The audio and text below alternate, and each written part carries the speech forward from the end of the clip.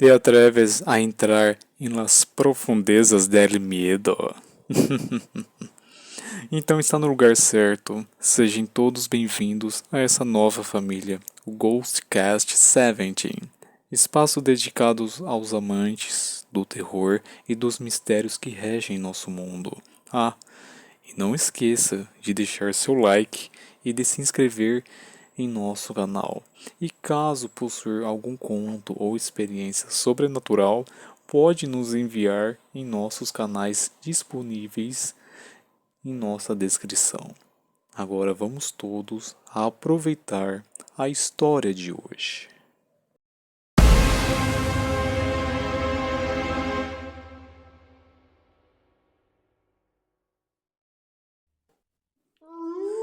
Quando falamos de casos sobrenaturais de poltergeist, logo lembramos de imediato daqueles filmes norte-americanos nos quais, em sua maioria, são carregados de efeitos especiais e trilhas sonoras, o típico modo hollywoodiano. Porém, na história que lhes conto, aconteceu aqui em nosso interior paulista e na época em que trabalhei no casarão de um famoso e falecido escritor chamado Paulo Setúbal.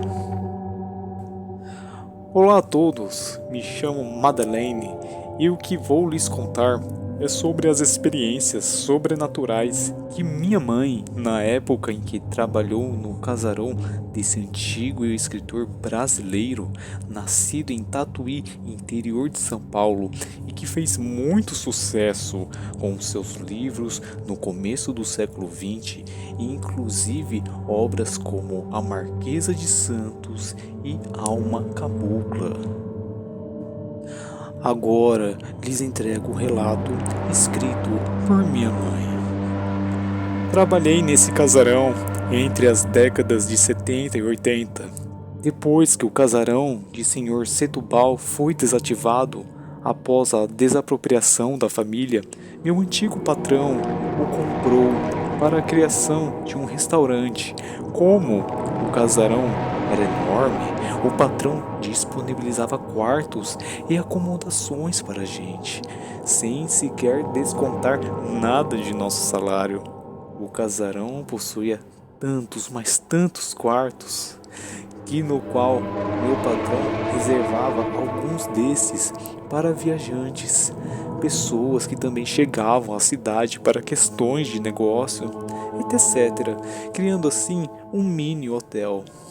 Lembro também nessa época, com muito carinho, um certo temor, após saber e vivenciar tais acontecimentos naquele ambiente. Lembro que quando entrei para trabalhar, comigo entraram mais 5 pessoas, além do patrão. Lá realizávamos nossas atividades normalmente durante o dia, acordávamos bem cedo para realizar atividades que incluía preparar o café da manhã, tanto aos hóspedes como aos clientes do restaurante, assim como já preparar alguns ingredientes para o almoço, serviços em gerais como limpezas, coisas do tipo. Meu Deus, era uma correria. Lembro como se fosse hoje, porém dávamos conta, raramente havíamos problemas internos. A equipe era bem sincronizada, até porque todos haviam o objetivo de vivenciar uma boa convivência, coisa que infelizmente é muito raro nos tempos de hoje. Pois bem, na parte do dia, tudo funcionava nos seus conformes, porém, quando se caía a noite, meu amigo, minha amiga, por volta de umas 6:30, pessoas essas, incluindo os próprios hóspedes e nós, os funcionários do local, presenciávamos e relatávamos coisas estranhas e que não faziam nenhum sentido para nós. Por exemplo, objetos sumindo, aparecendo em locais diferentes. Eu mesma, poxa, foram diversas as vezes nas quais deixava minha gavetinha organizada e encontrava totalmente desorganizada. E detalhe, Minhas gavetas, todas elas, possuíam cadeados e ninguém mais tinha acesso. E isso era relatado por todos os funcionários. Pensávamos até que era o Saci. Pois bem, já nossos hóspedes reportavam coisas um tanto mais intensas que aconteciam durante a madrugada, especialmente em um quarto no qual irei chamar de quarto 6.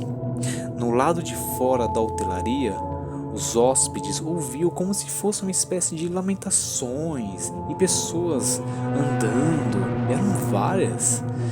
E diversas das pessoas do lado de fora do hotel, quando iam dar uma olhada pela janela, não viam ninguém. Algo que antes parecia uma espécie de procissão da madrugada, pois, segundo a maioria dos hóspedes do quarto 6, acordavam com uma espécie de calor e, ao acordar, viam como se fosse duas velas de uma cor fortemente vermelha no lado mais escuro do quarto, porém a mesma se apagava quando eles acordavam, sem deixar nenhum tipo de cheiro, sendo que outros acordavam com tapas, puxões de lençóis, cobertores, como também uma voz rouca às vezes gritava para saírem de lá e praguejavam, os amaldiçoavam, uma coisa sem precedentes. Acordando aos berros e saindo de imediato do quarto pedindo por ajuda a quem quer que seja. Lembro como eu lembro dos gritos, lembro dos olhares de pânico naqueles que se hospedaram em nosso famoso quarto 6.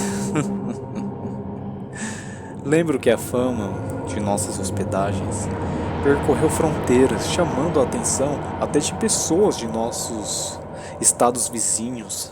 Aquelas pessoas que amam o sobrenatural, os desafios, que se atrevem em se hospedar em lugares inóspitos.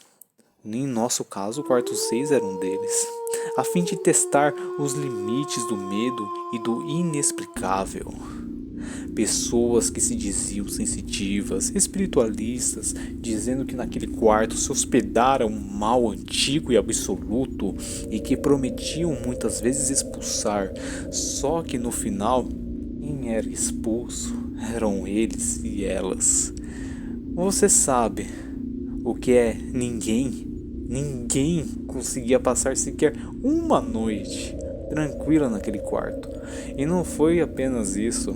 Foram chamados padres, pastores da época, mas nada. Ninguém conseguia deixar aquele quarto em paz.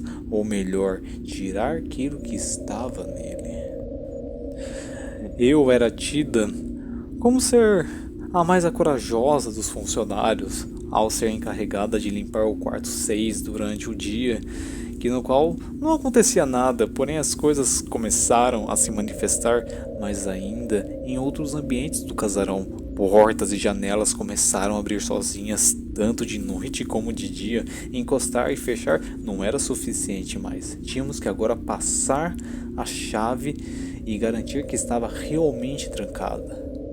As meninas, me lembro, que trabalhavam comigo, de vez em quando relatavam aparições de vultos brancos, assim como negros, caminhando nos corredores, sombras que se contorcionavam e dançavam nas paredes, objetos que se moviam de um lugar para o outro, especialmente na cozinha, como se fossem xícaras de chá brindando no meio da noite, sem explicação, e que no dia seguinte podíamos ver as marcas no piso de madeira.